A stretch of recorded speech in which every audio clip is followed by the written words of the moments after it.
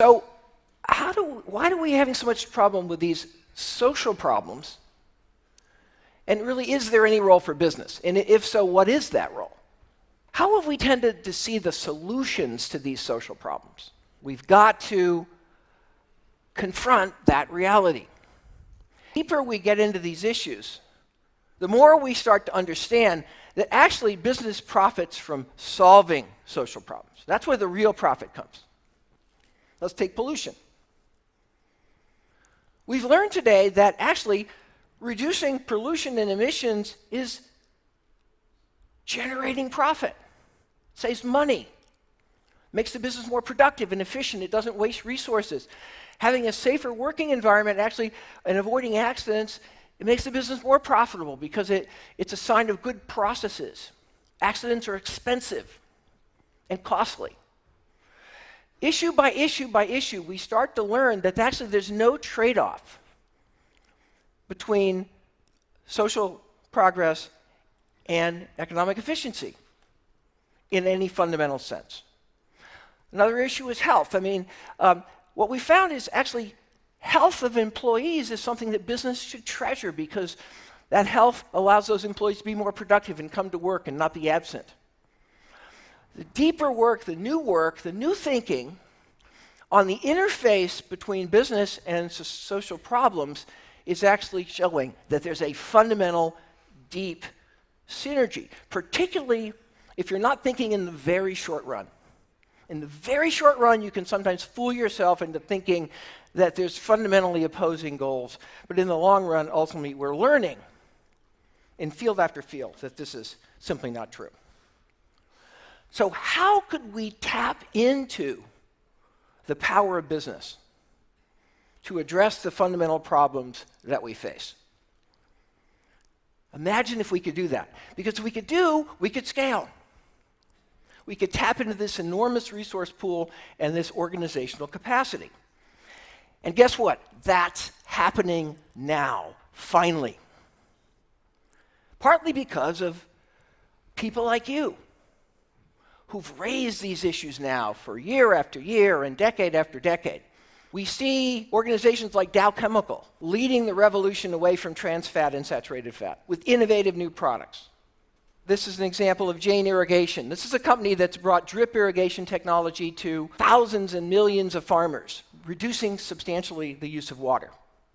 We see companies like the Brazilian forestry company, Fibreeza, that's figured out how to avoid tearing down old-growth forests and using eucalyptus and getting much more yield per hectare of pulp and making much more paper than you could make by cutting down those old trees. You see companies like Cisco that are training so far 4 million people in IT skills to actually, yes, be responsible, but help expand the opportunity to disseminate IT technology and grow the whole business. There's a fundamental opportunity for business today to impact and address these social problems, and this opportunity is the largest business opportunity we see in business.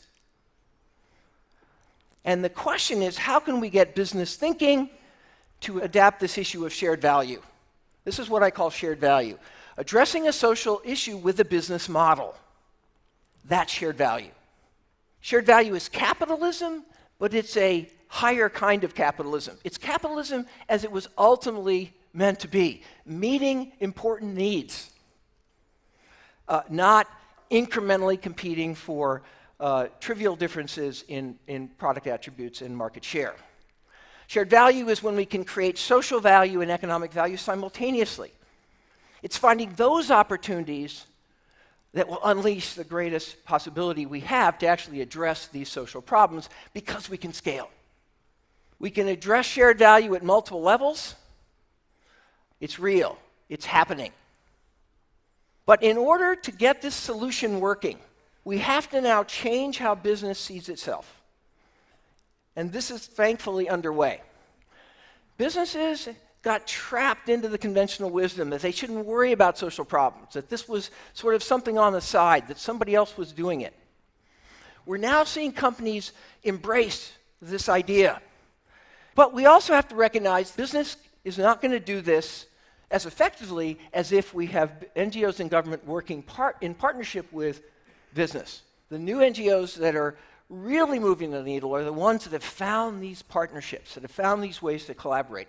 The governments that are making the most progress are the governments that have found ways to enable shared value in business, rather than see government as the only player that has to, call the shots.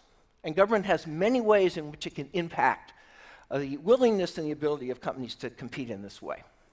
I think if we can get business seeing itself differently, and if we can get others seeing business differently, we can change the world. I know it.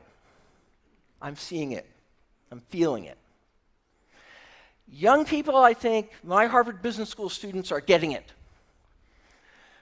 If we can break down this sort of divide, this unease, this tension, this sense that we're not fundamentally collaborating here in driving these social problems, we can break this down, we finally, I think, can have solutions. Thank you.